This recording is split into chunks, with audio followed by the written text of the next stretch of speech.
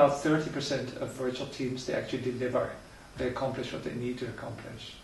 So for a large chunk, they're not as successful as the organization expects.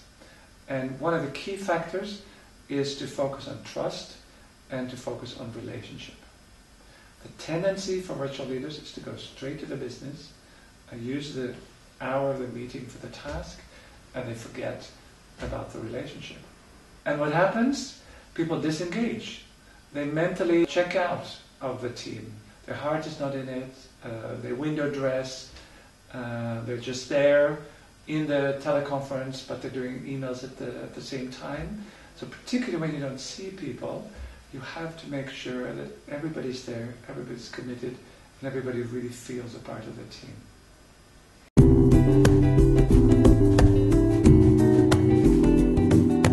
One technique to build and maintain a relationship within the virtual team is to take some time at the beginning of every meeting to check in with each other, and some time to complete the circle at the end of the session. It's what we call a checkout.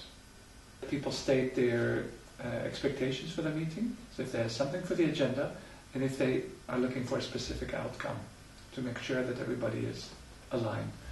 Another thing that we do in the check-in is that people say there's something about their state of mind. What has been going on that day for them? Somebody might say they have a sick child at home, another person might say they have had a difficult conversation with a customer, or somebody might say their mind is on a meeting that they're going into after the virtual meeting. And by having people speak up what is on their mind, our experience is that it brings them much more into the meeting mentally, and the concentration level rises.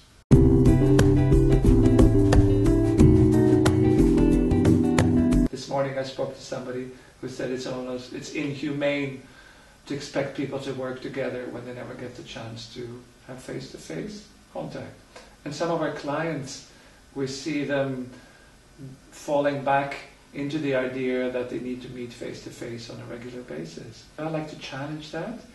We see examples, and that is backed by research, of teams of people who've never met each other physically and don't have the desire to do so. And where trust is built in the virtual environment, and not just trust, but actually friendships and real close and effective working relationships.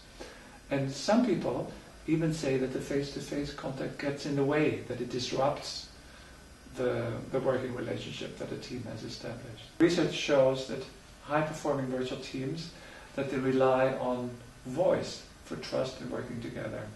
And there's no evidence yet that adding image, video conferencing, that it actually adds to the performance of the team. So the voice is key, and that is documented.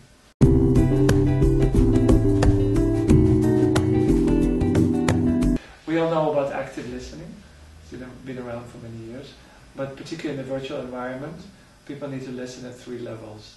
You listen to the content that's being said, you listen to the emotion, what is the person feeling underneath, and you listen to the silence and between the lines. What is not being said, and what would the person really like to say, but maybe does not express. So listening is hard work, and again, if you do this really concentrated, a webcam, the face for instance, would distract from that concentrated listening. So in a virtual team, active listening is directly linked to the performance of the team. And image is not. It's a new way of working in itself, with its own qualities, its own drawbacks, and some distinct advantages.